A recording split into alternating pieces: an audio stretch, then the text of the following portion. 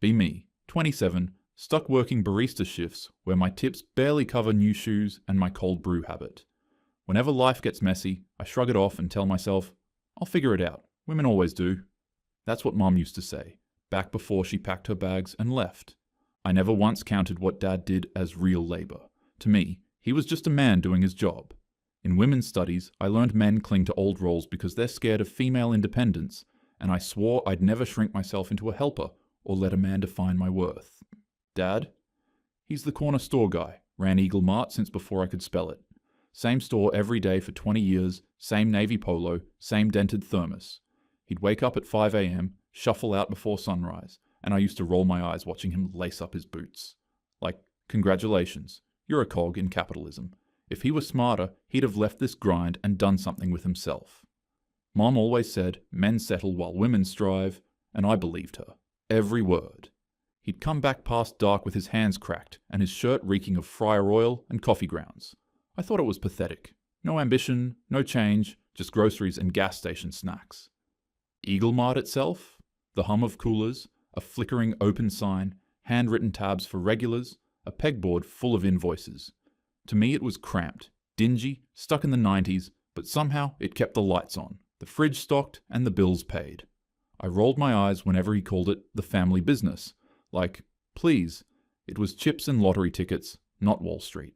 I'd joke with friends that if a woman ran it, she'd at least rebrand, repaint, make it cute. Men never think about presentation, just survival. Little brother Leo, 10 years old, sweet, anxious, chews his sleeves when nervous.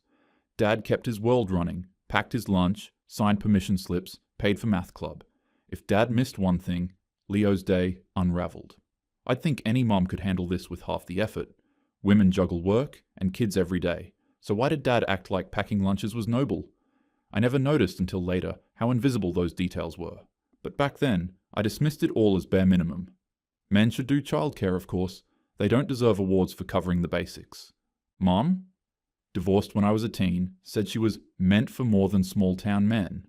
Moved 2 states away, sends the occasional text on birthdays. Always said she'd come back for Leo someday, but years passed, and nothing. Dad never badmouthed her, just pretended to work harder, filling the gaps she left behind. I secretly admired Mom for leaving. She refused to rot behind a counter, refused to waste her life on menial work. Sometimes I wondered if I'd do the same. Ditch the grind, chase something bigger. Dad staying behind always looked like weakness to me. I'd stop by Eagle Mart after my shift, pretending it was just for a snack when really it was to hitch a ride home. Dad would be behind the counter, stacking bills with those cracked hands. Leo perched on a stool with his homework spread out, sipping cocoa from the same chipped mug like it was fine dining. Regulars came and went, calling Dad by name, swapping jokes about weather and ball games. I never got it. How he wasted time and patience on nobodies buying scratch-offs and soda. To me, it was all so small, so painfully average. Sometimes he'd slide a $10 bill across the counter, eyes tired but steady. Just in case, he'd say. I'd laugh, call it pocket change, and blow it on takeout before the night was over. That was our rhythm, night after night. Him wiping counters, closing the till, checking the cooler with his little flashlight. Leo fighting sleep against the candy rack, and me, blind to the weight he carried, convinced it all meant nothing. I told myself I deserved better than this. A life bigger than convenience stores and cracked linoleum. Men like Dad were placeholders, not role models. I'd brag to co-workers how I'd never end up like him. Hands cracked, back bent, proud of nothing but a corner mart. They'd nod and say, I was too smart for that life, and I believed them. Then one night, the rhythm broke. Closing shift, lights dimmed, air thick with the smell of fryer oil and dust. Leo half asleep on the counter, cocoa ring drying on his notebook. Dad rubbed his chest with one hand, the other still holding a stack of receipts. He muttered something about heartburn, said he just needed a minute. I barely looked up and told him, Don't be dramatic, we still have to lock up. But his face had gone pale, sweat streaking down his temple. He braced against the counter, knees buckling, receipts slipping from his hand and fluttering to the floor like confetti. Leo sat up, blinking, voice trembling. Dad? I told him to relax, it was nothing, until Dad collapsed, hitting the tile with a thud that rattled the candy jars. I froze, stupid, useless, the open sign still glowing weakly in the window. Leo screamed, scrambling off the counter, clutching Dad's arm, and I fumbled for my phone, fingers shaking, dialing 911. Paramedics came fast, but not fast enough. Ambulance lights painted the storefront red and blue. Leo clung to my arm, hiccuping sobs, asking if Dad would wake up. I stood there numb, nodding like an idiot, scrolling my phone just to keep my hands busy. The paramedics worked frantically, then slowed down, then went quiet. Finally, they zipped him up and loaded him out. Later they'd call it an aneurysm. A blood vessel gave out, just like that. The doctor said years of long hours, skipped meals, stress stacked on stress. A body can only carry so much weight before it breaks. So he couldn't even handle carrying a few sacks of rice? Part of me thought, see? Men's bodies crumble under pressure women endure daily. Pregnancy, jobs, childcare, everything. I wore it like a shield, even as doubt crept in. I caught myself waiting for him to just sit up, grumble about the bills, like nothing happened. Why didn't I feel anything? Wasn't I supposed to cry? I told myself, maybe this was strength. Women don't break. We carry on. But deep down, it felt less like strength and more like being hollowed out. The funeral was 3 days later. Small chapel, too many folding chairs, the smell of lilies, and bad coffee. Leo sat stiff in a borrowed suit, sleeves chewed raw. Mom came back, mascara heavy, voice soft like she'd rehearsed sad instead of felt it. She hugged Leo too long and squeezed my shoulder like that made up for years gone. I watched her dab her eyes while Oren the milk guy told me about Dad spotting him credit when trucks ran late. Hector said Dad once covered his rent when the bakery oven broke. Marla left flowers, said Dad never missed a promo order. Even Benny, the fridge tech, muttered, "Your old man kept everyone afloat on this block." And I just stood there, listening to strangers cry like he'd saved their lives. Leo whispered, "What happens now?" I didn't answer. Just felt the Eagle Mart keys heavy in my pocket, cutting into my palm. Just like that, almost conveniently, everything he carried became my burden. The first week after the funeral, I thought maybe I could juggle it, keep my barista shifts, and help with the store on the side. But reality kicked me in the teeth fast. I was already stumbling through opening Eagle Mart, running late, forgetting Leo's school stuff. Then the coffee shop manager called, said my schedule wasn't lining up. Too many last-minute call-offs, I almost argued, then stopped. Truth was, the store had already swallowed me whole. So I quit the barista job. Just like that, the only part of my life that felt young and normal, gone. Now it was Eagle Mart, or nothing. The next morning, Aunt Dee took me to Leo's school. The principal put her as emergency contact and listed me as temporary guardian for 30 days so I could sign and pick him up without drama. My first solo opening was a disaster. I overslept, showed up at 7:15, and regulars were already lined outside, arms crossed, muttering. I fumbled the keys, hit the wrong switch, half the lights stayed off. Cash drawer wouldn't balance. I didn't know Dad kept an exact float, just the right amount of small bills down to the dollar so the books matched. I thought cash was cash. Now I was short, no idea why. Customers watched me sweat behind the register, acting like I was scamming them. Then the deliveries started rolling in. Hector the bread guy slammed crates on the counter. "Where's last week's check?" he asked. I blinked. "Check? Dad must have handled that. I thought bills were monthly." Hector sighed, muttered, "Your dad always had it ready." I scraped together the payment, already behind before the day started. Oren the milk driver showed up next, smiling until he saw the empty end cap where Dad used to stack his promo gallons. "Discount doesn't count without display," he said, almost apologetic. I hadn't even unloaded yesterday's delivery. Milk sweating in the cooler.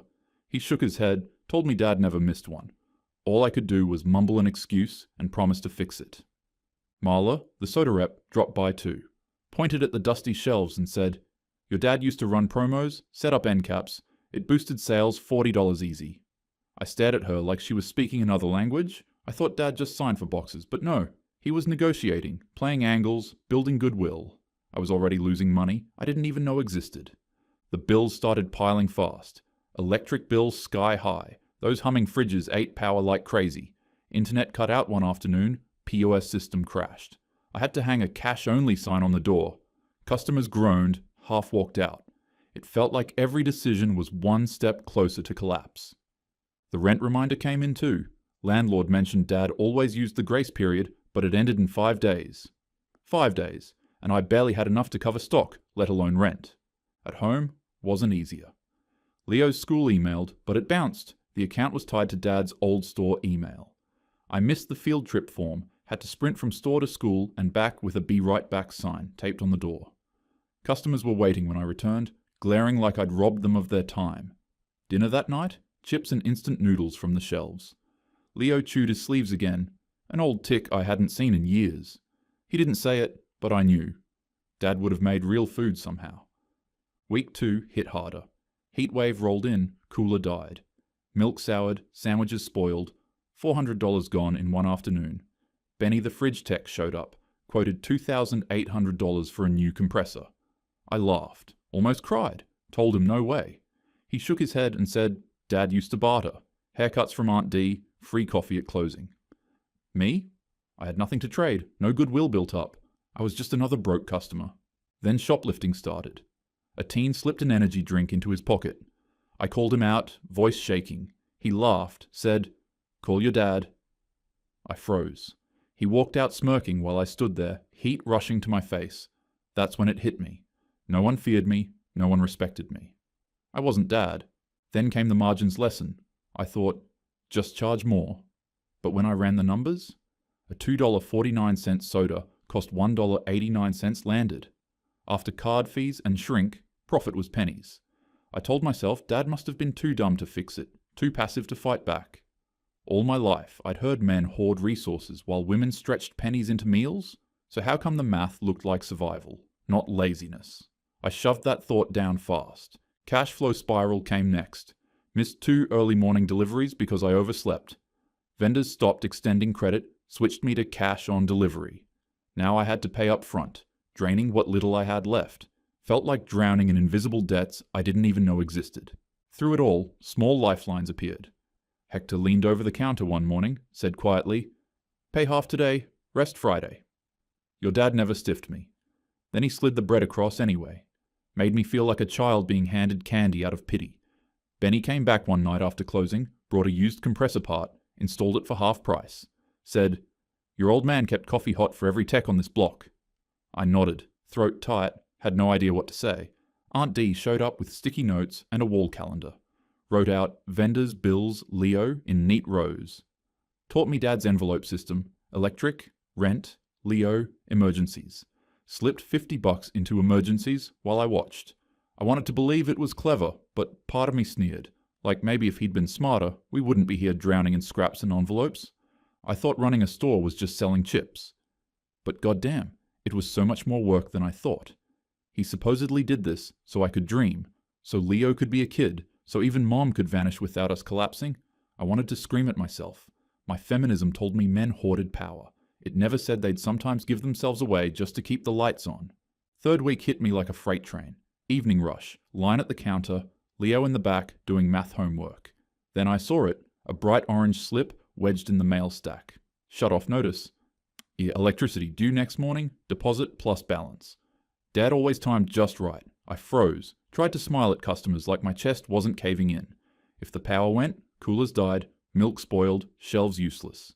Eagle Mart would be a tomb with snacks. I called the utility, put on my nicest woman in distress voice. "I'm his daughter, he just passed. Can you give me a week?" The guy on the other end didn't even pause. "We need money, not stories." I bit my lip, thanked him, hung up before my throat cracked. I tore through Dad's drawer after close. Ledger packed with due dates, tiny notes. Aaron net 7 chews. Pay rent fry. Leo lunch card, top up. Rows of careful handwriting, arrows, underlines. I scoffed out loud. Lists, that's all it was. Women have been making lists forever. Nobody calls it heroism. He wasn't a genius, just obsessive. Still, my stomach twisted, knowing I had no idea how to replicate it. And my brilliant idea? Go online. Dad never knew the power of social media, posted a reel. Running a store as a woman, the grind is real. Support small biz. Clips of me stocking chips, wiping counters. Comments flooded. Queen. You're so strong. Fire emojis. Likes stacked up, shares too. But at the register, 0 difference. Nobody walked in saying, "Saw your reel? Here's cash." Pity likes don't pay utilities. Plan B. Move lottery tickets fast. Tried offering scratches at a discount. Felt clever, like a hustler. Next morning, the lottery rep stormed in, red vest, clipboard. That's breach of contract. One more stunt, and I pull the terminal. My heart stopped. If they yanked it, traffic would die. Half the regulars came for tickets, not groceries. I stammered some excuse. He walked out, shaking his head. I told myself Dad should have renegotiated years ago. Maybe he was too scared, too complacent. Maybe this was his fault, not mine. Late that night, scrolling payday loan apps, my thumb hovered over accept terms. Fees insane, interest criminal. I almost clicked anyway, whispering, if Dad had been smarter with money, maybe we wouldn't be here. But I closed it, threw the phone on the counter, stared at the humming cooler like it was mocking me. Thought that was the low point. Then came the robbery. The teen from week 2, the one who pocketed an energy drink, came back. Brought 2 friends this time, stood by the counter, loud, laughing, shoving each other. I tried to ignore it, ring up customers, but my hands shook. Then one of them snatched the tip jar, bolted for the door. I yelled, stepped out from behind the counter. Mistake. They shoved past, laughing, glass rattling, as the door swung shut. I stumbled, smacked my shoulder on the rack, fell halfway into a pile of chip bags. Leo saw everything from the back, his face pale, mouth open, like he'd seen me murdered instead of robbed. He whispered, Dad wouldn't let that happen. And I wanted to scream at him, at the world. No one respected me. Not customers, not vendors, not punks with sticky fingers. I wasn't Dad. I was prey. I called 911, voice shaking. Officer came, asked for details, scribbled notes, looked me dead in the eye, and said, You need cameras. You're the owner now. The word landed like a slap. Owner. Not daughter, not girl trying to survive. Business owner. I nodded, pretending I was strong, but inside my chest felt hollow. I thought ownership would feel like empowerment, like proof I didn't need any man. Instead, it felt like standing alone in a storm with no umbrella. But no. That's just part of it, right? I told myself I needed to be strong, like all women are. That night, I sat in the dark after closing, counted out the drawer, short again. Held the emergency envelope Aunt Dee had started, $50, sitting sad, inside. Looked at Dad's old thermos, empty, dented, smelling faintly of coffee. I thought about posting again, some rant about men hoarding power. But the words stuck in my throat. Because if Dad was hoarding, why did it feel like he'd spent himself dry just to keep us fed? I slammed the ledger shut, muttered, He should have planned better. But even as I said it, my voice cracked, like maybe I didn't believe myself anymore. All my life, I thought feminism armed me with answers, so maybe the cracks in my voice were just exhaustion, not doubt. But no, men crumble, women adapt. This was just proof I was built stronger, even if it didn't feel like it.